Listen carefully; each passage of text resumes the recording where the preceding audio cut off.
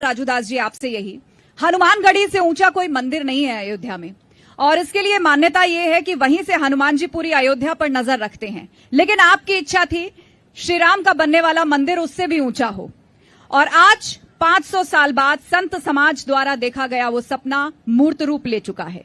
क्या भावनाएं हैं?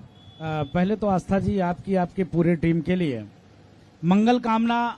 आपने सही कहा, श्री हनुमान जी महाराज राजा के रूप में यहाँ विराजमान हैं। कहा जाता राम दुआरे तुम रखवारे, हो तो न आज्ञा बिन पैसा रे।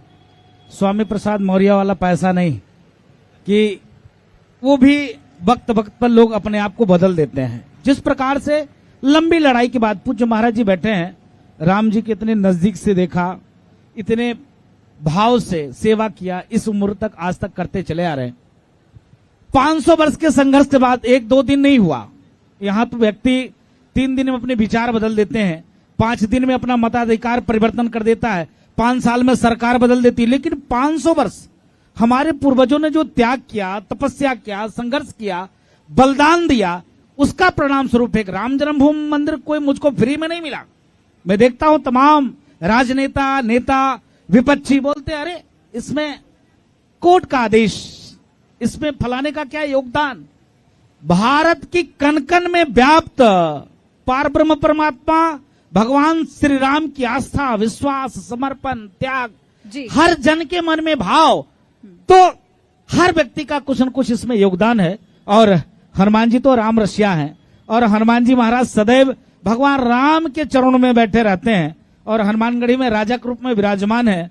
कहा जाता है कि बिना हनुमान जी के अनुमति के राम जी तक पहुंचना संभव नहीं है। बिल्कुल राजूदास जी, और आपने एक संकल्प भी लिया था, वो संकल्प मैं आपको याद दिलाऊंगी, लेकिन उससे पहले सत्येंद्र दास जी की भावनाओं का भी जानना बहुत जरूरी है। सत्येंद्र दास जी, 31 साल से आप रामलला की सेवा कर रहे हैं। आपने उन्हें टेंट में भी देखा, आप उन्हें अस्थायी मंदिर में भी देख रहे हैं, और अब स्थायी मंदिर भी बनकर के तैयार है। क्या भावनाएं हैं आपकी? देखिए, भगवान श्री राम रमन्ते योगिनो यस्मिन् नित्यानंदे चिदात्मनि इति राम पदे नासु परब्रह्मा विधीयते। परब्रह्म परमात्मा ही मानव के रूप में इस अयोध्या में प्रकट हुए, और प्रकट होने के बाद जो उनके मर्यादा रही, वो अपने मर्यादा के साथ चलते रहे। इसलिए गो स्वयं कहा कि गो दुज धेन देव हितकारी, कृपा सिंधु मानुष तनधारी।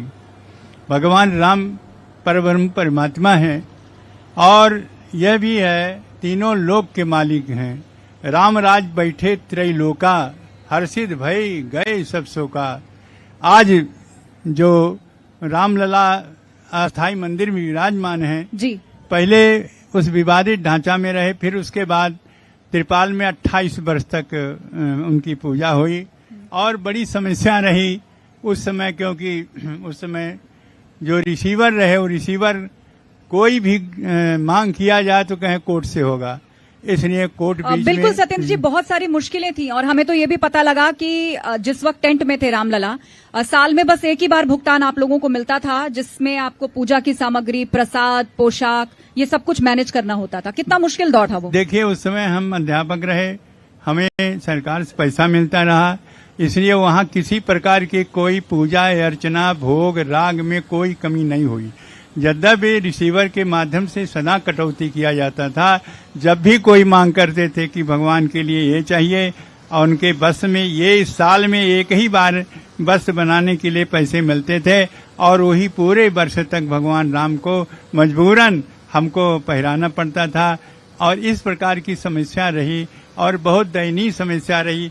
प्रकृति का प्रकोप, चाहे वर्षा हो, गर्मी हो, ठंडी हो, हर प्रकार का प्रभाव वहाँ पड़ता था, लेकिन विवश होकर के उसे सहना पड़ता था।